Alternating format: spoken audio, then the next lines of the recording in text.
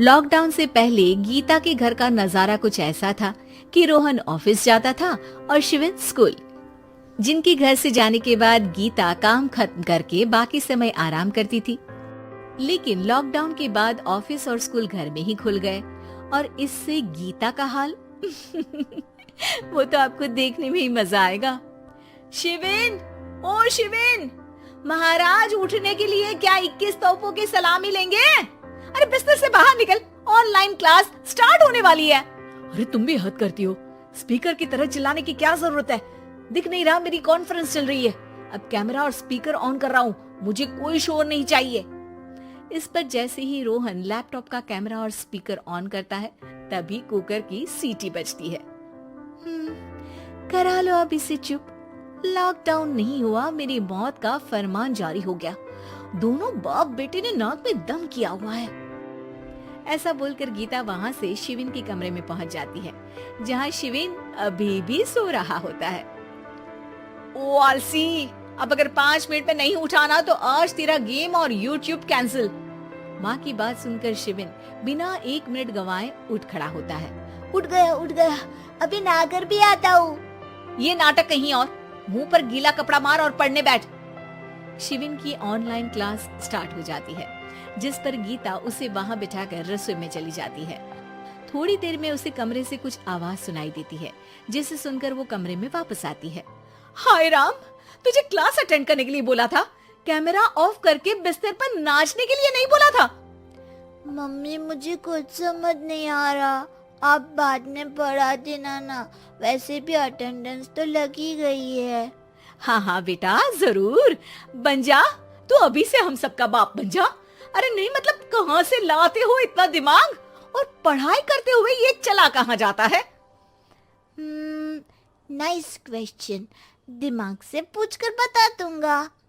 शिविन की बातों से परेशान होकर गीता उसे मारने के लिए जैसे ही आगे बढ़ती है तभी वो कमरे से बाहर भाग जाता है। अब शिविन आगे आगे और गीता हाथ में चप्पल पकड़े उसके पीछे पीछे पूरे घर में दोनों घूम रहे होते हैं। इसी बीच वो रोहन के पास पहुंच जाता है और शिविन को मारने वाली चप्पल रोहन के लैपटॉप पर जाकर गिरती है। ओए माँ! मम्मी, अब पापा को चप्पल मार रही हो? वो आज तक के रिपोर्टर, चुपचाप जाकर क्लास अटेंड कर ले, नहीं तो अगली तेरे पीछे लगेगी। इस पर शिविन वहाँ से चला जाता है, जिसके बाद रोहन गीता से कहता है, इस सर्कस के लिए कुछ बोलना चाहोगी? अरे क्या करूं, जब से तुम दोनों घर में रहने लगे हो, घर अपने आप ही सर्कस बन गया है और मैं तुम्हारी नौकर।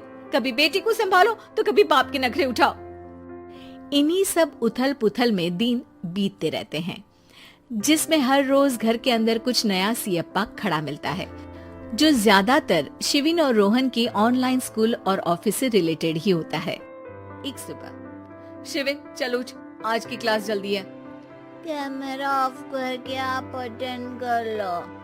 अरे ऐसे छित्तर पड़ेंगे, दादी नानी सब एक साथ याद आ जाएंगी। गीता की लाख मशक्कतों के बाद क्लास तो खत्म हो जाती है, लेकिन उसके बाद शिविन फोन इस्तेमाल करते हुए इंस्टाग्राम रील बनाने लगता है।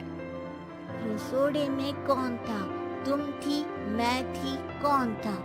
कौन था? हाँ, मैं गरीब हूँ। अरे ओ गरीब के बेटे, आजा, मैं बनाती हूँ तुझे गरीब। मैं बताती हूँ रसोड़े में कौन था। पढ़ाई करने बोलो तो इनकी माँ मर जाती है, और ये पागलपंतियाँ जितनी मर्जी करा लो। गीता शिविन को डांट रही होती है, तभी रोहन बीच में बोल पड़ता है, अरे बच्चा ही तो है, इतना गुस्सा क्यों कर रही हो? बेटे का साथ देने की इसी एक कोशिश में अब शिविन के साथ साथ रोहन भी गीता के गुस्से की सूली पर चढ़ जाता है। अगर बेटे पर इतना ही प्यार आ रहा है तो इसे क्लास अटेंड क्यों नहीं कराते, इसका होमवर्क क्यों नहीं कराते?